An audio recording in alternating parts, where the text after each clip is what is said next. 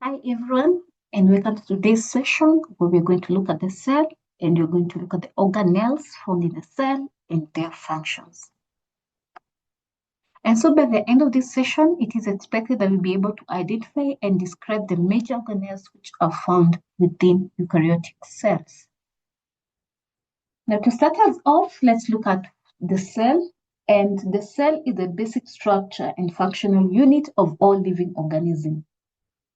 Its importance in biological was first recognized in 1838, where two German scientists formulated the cell theory, which up to date remains a cornerstone of biological sciences. So this theory tends to explain what cells are and why they are important. And this theory maintains that all organisms are composed of cells. And according to this theory, from tiny bacteria to human beings, all life begins with this basic building block. And we find that some organisms are unicellular, that means they consist of a single cell, including the bacteria, whereas we have the humans who are multicellular organisms since they consist of very many cells which are specialized for different functions. The theory also maintains that the cell is a structural and functional unit of life. The cell carries out all life processes such as metabolism, growth, and also reproduction. And we see that in multicellular organisms, tissue and organs and systems are all made of specialized cells which work together. And it also maintains that cells arise from pre-existing cells. Now here the theory states that new cells are produced only by the division of existing cells, and this is done through mitosis or meiosis. And so this disapproves the theory that stated that cells arise from spontaneous generation.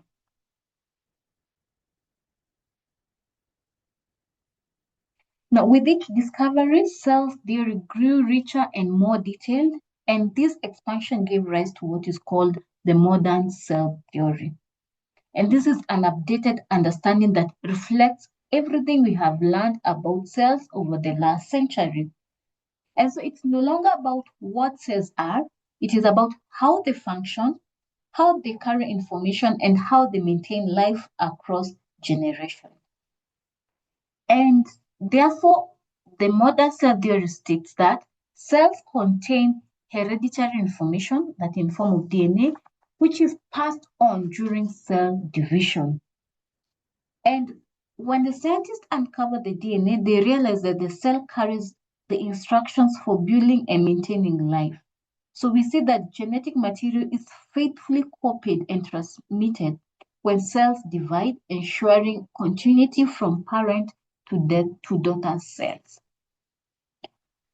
The theory also speaks that or states that all energy or energy flows occurs within cells. Here, modern cell theory recognizes that cells are not passive structures. They are dynamic powerhouses. Now we see that processes such as metabolism, cellular respiration, ATP production all occur within the cell. In other words, what you're saying is that cells are the sites of life's energy transformation. Cells also have the same basic chemical composition. So despite the diversity that is the nerve cell, the skin cell, the muscle cell, every cell is built from the same chemical foundation, that is carbohydrates, proteins, lipids, nucleic acid, and even water.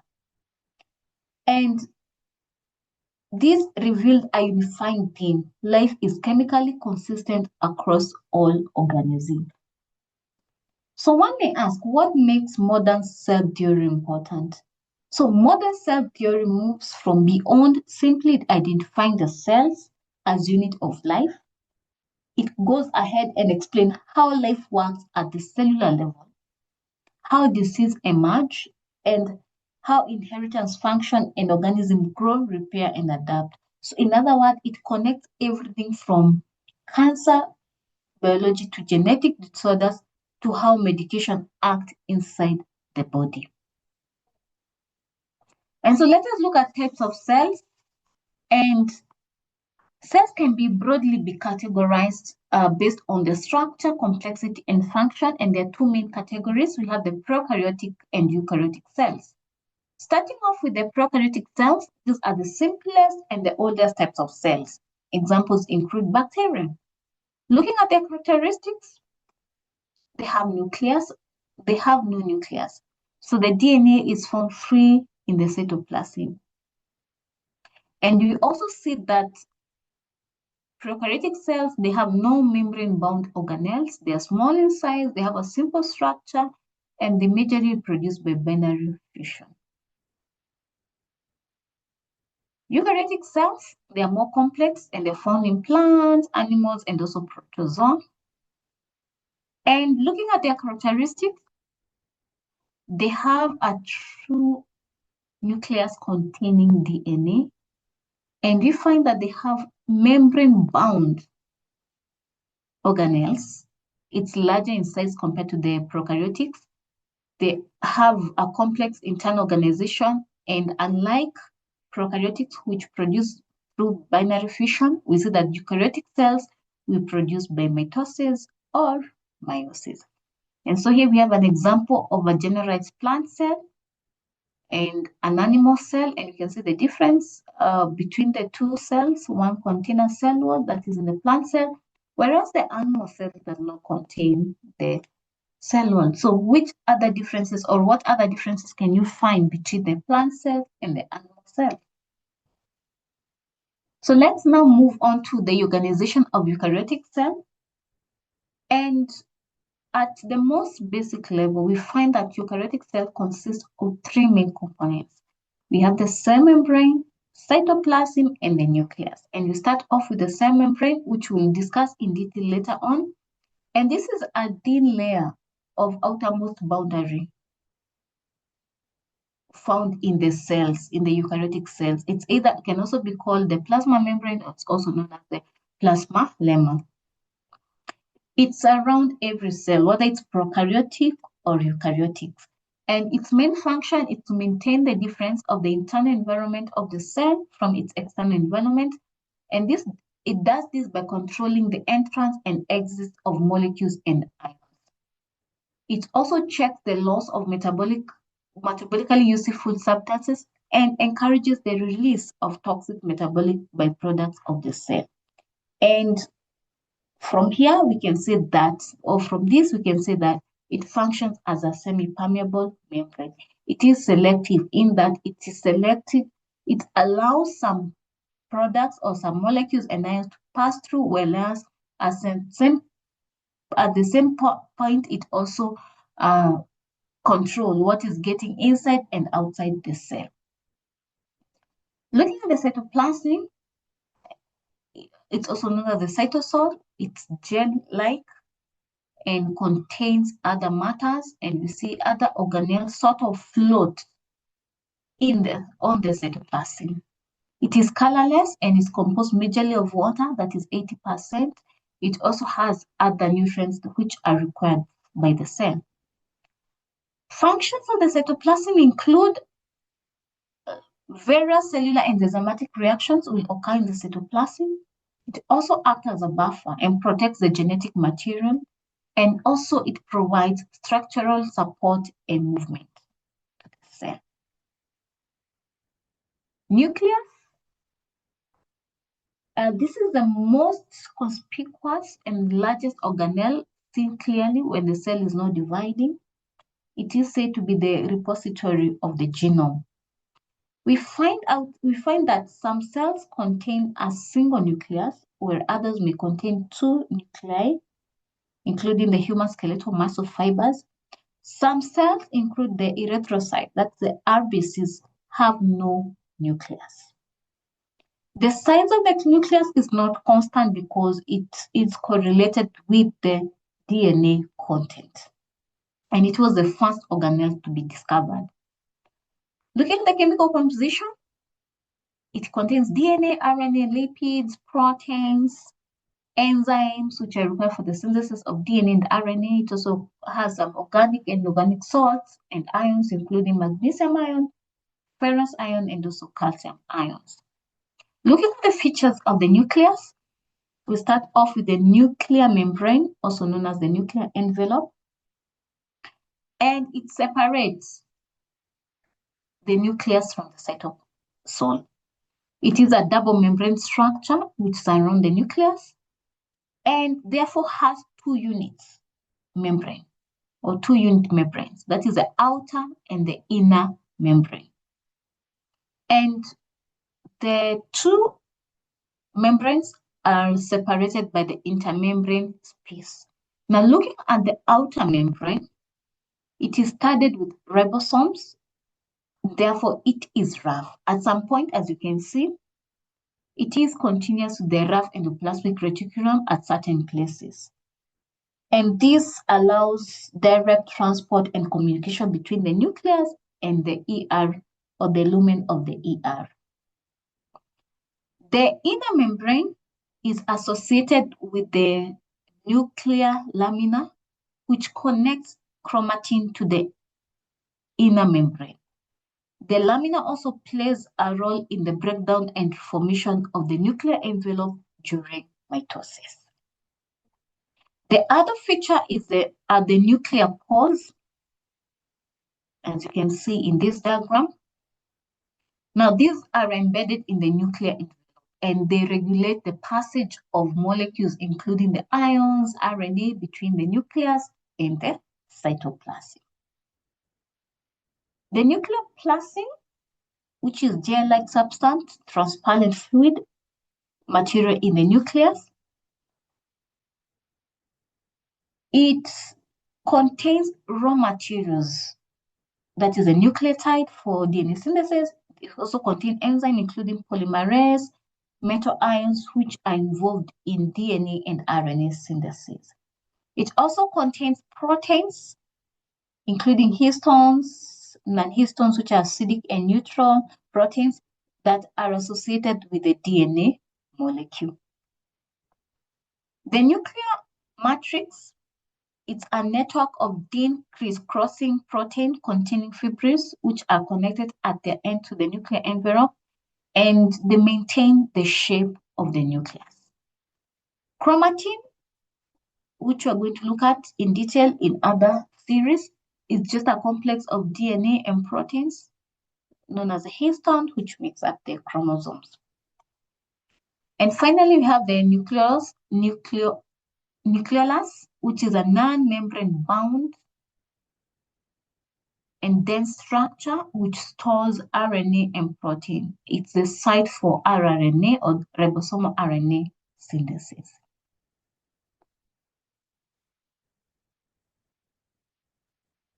Nucleus is the genetic the genetic information is stored in the nucleus, and this is the form of DNA, and therefore it contains genetic instruction for cellular activities. Other processes such as transcription, which involve copying of DNA into messenger RNA, occurs within the nucleus, and also the processing of the RNA, that is the modification of messenger RNA before it exits the nucleus, occurs in the nucleus. The nucleolus, as we've seen, it plays a key role in synthesizing rRNA, and they are first synthesized before they are transported to the cytoplasm. We see that the nucleus regulates cell division, that is mitosis and meiosis, and therefore it ensures accurate distribution of genetic materials to daughter cells. The nucleus is also involved in regulating or responding to signals from the cell's environment, and as such, it influences gene expression based on external cues. Clinical relevance of the nucleus, we see that any dysfunction of the nucleus can lead to genetic disorder, especially cancer, whereas when you talk about impairment of protein synthesis, we resort to genetic disorder as well, and this will affect as it affects ribosome production. The mitochondria which is also a double membrane organelle. It lives freely in the cytoplasm and possesses power of independent movement. We see that in some cells, they can move freely, where in other cells, they are permanently located, and this is depending on the availability or the need of energy. Their numbers also varies from cell to cell and also from species to species. Now, looking at the structure of the mitochondria, we have the outer mitochondrial membrane, and it consists mostly of phospholipids. That's about 50%, and also a considerable amount of cholesterol. The outer mitochondrial membrane basically acts as a barrier between the cytoplasm and the inner components of the organelle.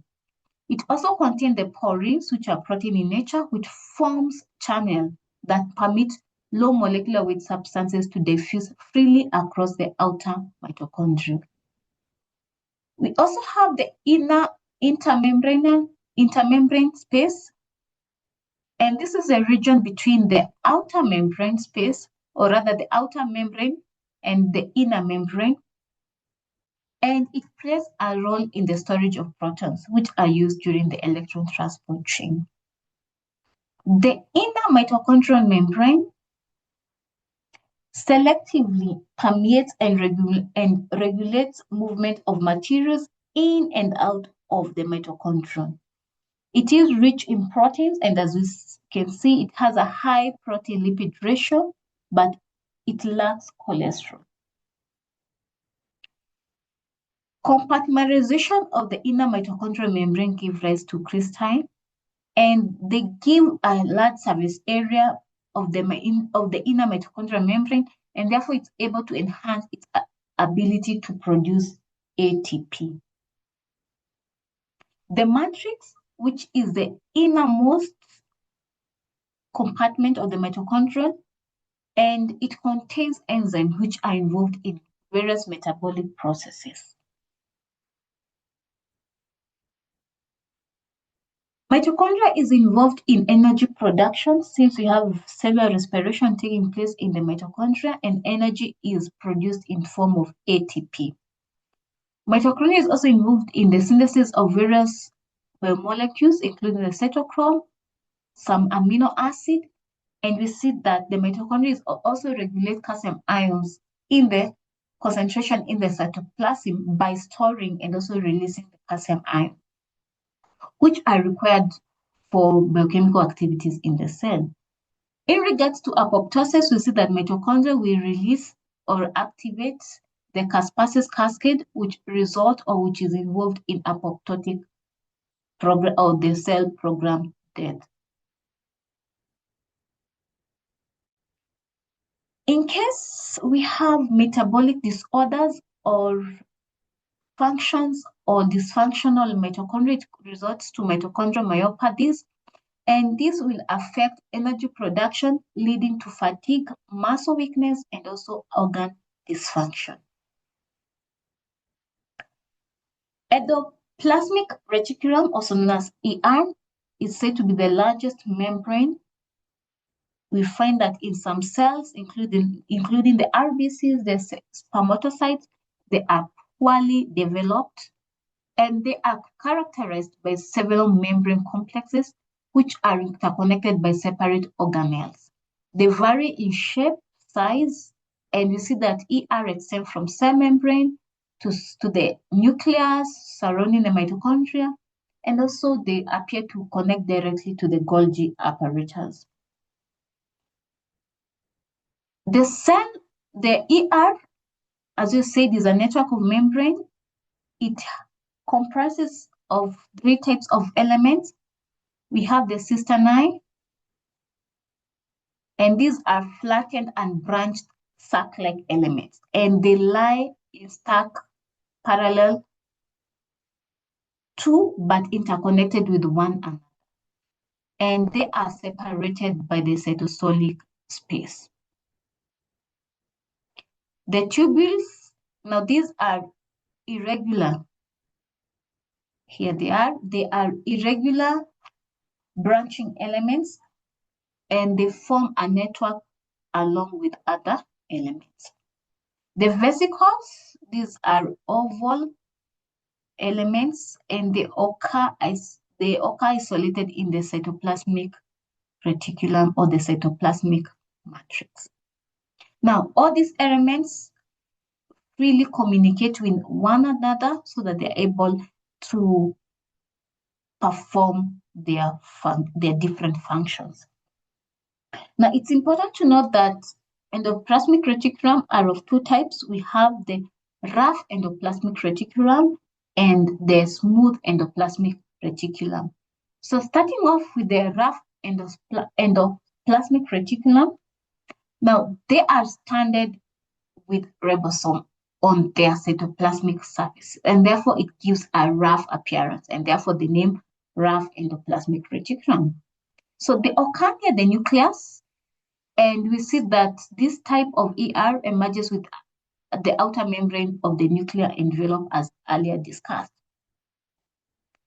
And this can be seen as illustrated in this diagram. So we have the rough endoplasmic reticulum, which merge with the nuclear. And so this diagram further explains these observations. And so here we can see the ribosomes, which are on the surface or the cytoplasmic surface of the endoplasmic reticulum, and therefore giving that rough appearance. So looking at the functions, ER are involved in protein synthesis because they have the ribosomes which attach to the rough endoplasmic reticulum, and therefore they support the synthesis of proteins. They're also involved in protein folding and modification. Here we see that the lumen of the RER provides an environment which is required to properly allow protein to fold. And as a result, they support post-translation modifications such as glycosylation, which occur in the rough endoplasmic reticulum. The RER are also involved in transport of proteins. Here we see that the packaged proteins are transported to the Golgi apparatus for further modification and sorting. Looking at the smooth endoplasmic reticulum, that is SER, they lack ribosomes on their surface, and therefore they give a smooth appearance, as illustrated in this diagram. The SER are involved in lipid synthesis, including phospholipid and also steroids. They're also involved in detoxification.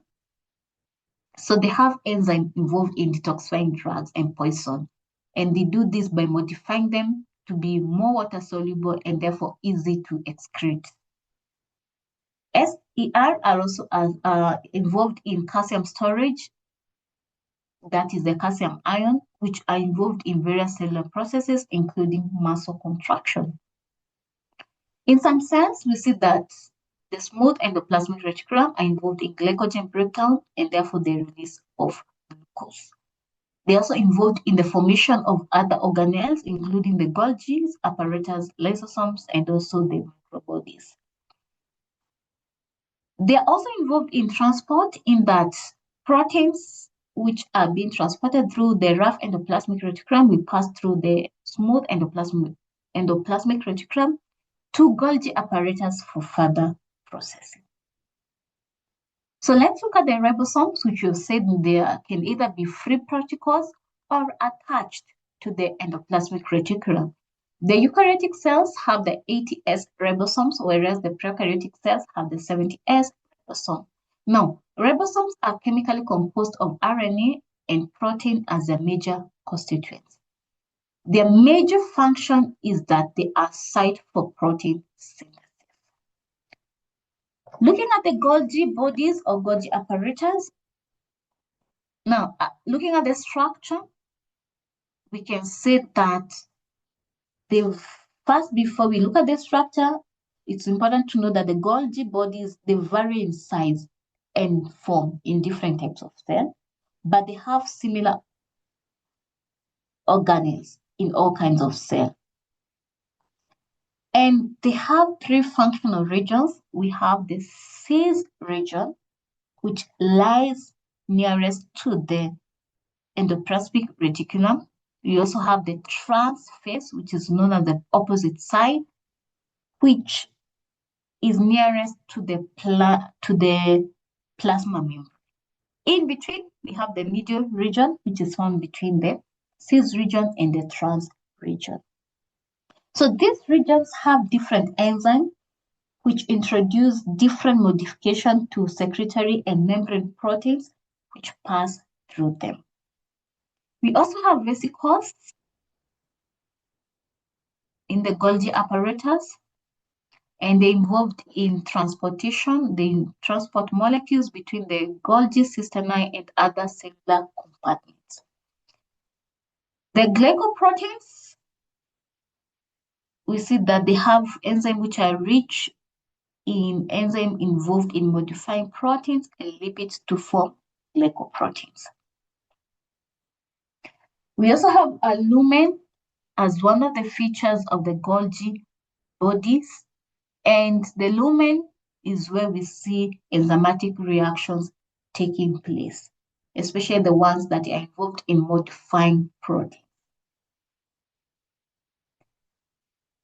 So looking at the function, as we've mentioned, protein modification takes place in the Golgi apparatus. We have formation of lipoproteins, since they have enzymes involved in this, sorting and packaging, especially of the modified proteins. Golgi body is also involved in the formation of lysosome and also secretory vesicles, and also back to proteins modification, that is post-translation modification. Here we see that the Golgi bodies facilitate post-translation modification of proteins, such as addition of carbohydrate chains, that is glycosylation, or addition of phosphate group, that is phosphorylation. Lysosomes, now these are round tiny bags with dense material rich in acid phosphatases and other hydrolytic enzymes, and they are found in all cells apart from the erythrocytes. And you have that their pH is lower than that of the cytosol. There are different types of lysosome. We have the primary lysosome of the storage granules, and this is a small sac-like body. And it has enzymes which are involved in breaking down various foreign bodies and also damaged cells. We have the secondary lysosomes. Now these are produced either from phagocytosis or pinocytosis of foreign materials by the cell. And here we see that the foreign bodies are enclosed within the membrane to form phagosome, which now fuse with the primary lysosome, forming secondary lysosomes. Residue bodies is another type of lysosomes, and these are formed in case the digestion is incomplete. And these bodies are formed due to lack of certain enzymes in lysosome, and they are rejected from the cell by exocytosis. Autophagic vacuoles, and here these are lysosomes which digest a part of the cell, including the mitochondria or part of the ER, by the process of autophagy. And this mechanism is important because it's a process by which the cell can degrade its own constituents without irreparable damage. So basically, functions of lysosomes include digesting molecules, either foreign bodies or damaged cells. And we see that the macrophages are very rich in lysosomes. And so here's a diagram illustrating lysosome with hydrolytic enzymes and also the transport enzymes which are involved in the transporting of the foreign bodies or the damaged cells so that they can be hydrolyzed, so they can be broken down and excreted from the body. What's the medical importance of the lysosomes? As we have seen, lysosomal enzymes are involved in bone remodeling and also intracellular digestion. The diseases, shock, or cell death causes rupture of this ribosome and may release the enzyme that may attack the body. Lack of one or more lysosomal enzyme can lead to accumulation of materials in the cells, resulting in lysosomal diseases. We see in some diseases like arthritis and also muscular dystrophy, lysosome enzymes are released and therefore cause uncontrolled destruction of the surrounding tissue. And also, it's also important to point out that lysosomes are also involved in integration of from apoptotic signals in case of programmed cell death. Peroxisomes. Now, peroxisomes are small vesicles which are surrounded by a membrane. They're also known as the microbodies. So they are similar to structure to that of lysosome, but with a different composition. They can be formed by the budding of ER or by division. They contain oxidases, which is associated with production of hydrogen peroxide. Since they contain enzyme involved in hydrogen peroxide metabolism, we see that peroxisomes they play a useful role when it comes to oxidative stress. They also contain, or they're also involved in synthesis of various lipids, including the glycophospholipids, synthesis of plasmalogens, that is the myelin sheath, and also synthesis of bile acids in the liver.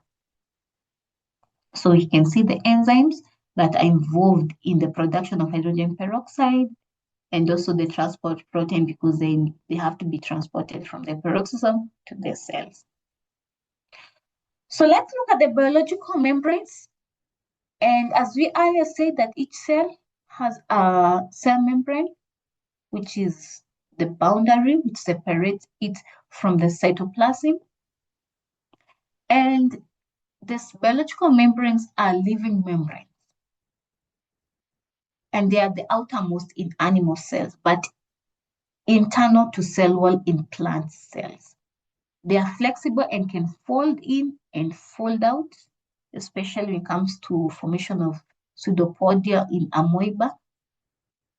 And looking at the chemical composition, membranes are composed of lipid, proteins, and carbohydrates. And let's look at each of these components individually. Looking at the lipids, now this is the basic structural components of the cell membrane, and they are amphipathic in nature, in that they have hydrophobic non-polar tail, which are inside, in quotes, and hydrophilic head. And we see that the hydrophobic core sort of hides from water. And this amphipathic structure gives it bilayer, or forms the bilayer structure of the plasma membrane. So other major classes, as we shall see, of lipids, we have the fatty acid, the glycophospholipids, sphingolipids, and also cholesterol. So looking at the fatty acid, now these are the ones which form the hydrophobic tails of the membrane lipids. They can either be saturated, a single bond, or unsaturated with various bonds, so they form kicks. And we see that the degree of saturation will affect the membrane fluidity. Oleic is said to be the most abundant unsaturated fatty acid in animal membranes. Talking of glycophospholipids, the most abundant membrane lipid, and the major types of glycerophospholipids include the phosphatidylcholine, phosphatidylintanoramine, phosphatidylserine, sphingomyelin is a sphingophospholipid, as we shall see. It is important to note that the glycophospholipid shows or give the membrane asymmetry, because at the outer leaflet, that's outside of the cell, we have phosphatidylcholine, whereas in the inner leaflet, now facing the cytosol, we have the phosphatidylserine, phosphatidylnositol, and also phosphatidylguanolamine. When it comes to the sphingolipids, we have the sphingomyelin, which is found in the outer leaflet of the plasma membrane, and it's the most abundant form of sphingolipids, and it plays a big role, or its main function includes cell recognition, signal transduction, and also neuron stability. Cholesterol, which is present only in animal membranes, it inserts between phospholipids, where we have the polar hydroxyl facing the water, whereas the wings and the tail face inward. The main functions of cholesterol in the cell membrane include regulating membrane fluidity. Here, it prevents packing at low temperatures and also reduces excessive fluidity at high temperatures. The proteins found in the membrane are of two basic types. We have the integral or the intrinsic membrane proteins, and they are deeply embedded in the membrane. Therefore, they interact with the hydrocarbon tails of the lipids. Transmembrane proteins is a form of the integral membrane proteins, and they are exposed on both sides of the membrane, and therefore serves as receptor for hormones, neurotransmitters, tissue-specific antigens, and also growth hormones. The other type of membrane protein is a peripheral membrane protein, and these are loosely bound by hydrogen bonding or ionic interactions that form between the proteins and the polar heads of the membrane lipids. When it comes to carbohydrates, the ones present in the membrane include the glycoproteins and the glycolipids. And they serve various roles, including cell recognition, cell adhesion, immune response, and also communication. So they are found at the outer leaflet of the cell membrane. So let's finally look at fluid mosaic model, and this model was proposed by Singer and Nicholson in 1972, and it basically describes the structure and behavior of the plasma membrane. That is, the membrane is fluid, dynamic, and flexible. So why do we say it's fluid? We see that the lipids and the proteins can move laterally, and therefore making the membrane flexible and dynamic. And this allows self-healing, vesicle formation, and endocytosis functions of the cell membrane. Why do we say it is mosaic? Remember, we have said that the membrane or the cell membrane is composed of a mixture of phospholipid, cholesterol, proteins, and carbohydrates. And so these components form a mosaic-like pattern. And therefore the name was fluid mosaic model. So what is the significance of the fluid mosaic model? It provides selective permeability. It also allows or enables transport of molecules in and out of the cell, supports cell communication and signaling, helps to maintain the cell shape and integrity, and also allows cell-to-cell recognition. So, what are the forces that maintain the structural integrity of biological membranes? First, we have the lipid bilayer, which has various multiple non-covalent interactions, including hydrophobic, van der Waals forces between the hydrocarbon chains. You also have the charge interactions and hydrogen bonding between polar head groups, and hydrogen bonding between head groups and surrounding molecules.